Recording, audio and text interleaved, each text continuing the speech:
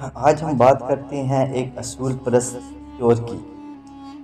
کہتے ہیں کہ ایک دن ایک چور کو راستے میں ایک بٹوا ملا جس میں بہت سے پیسے تھے اور اس بٹوے پر کوئی دعا لکھی ہوئی تھی اور ایک خانے میں بٹوے کے مالک کا نام اور پتہ بھی لکھا ہوا تھا۔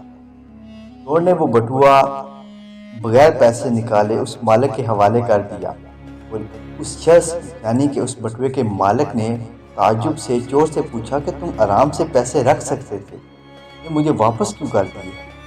چور نے جواباً اس مالک سے کہا کہ آپ نے بٹوے میں جو دعا لکھوائی ہے اس عقیدے پر لکھوائی ہوگی کہ اگر یہ کھو جائے تو اس دعا کی برکت سے آپ کو واپس مل جائے۔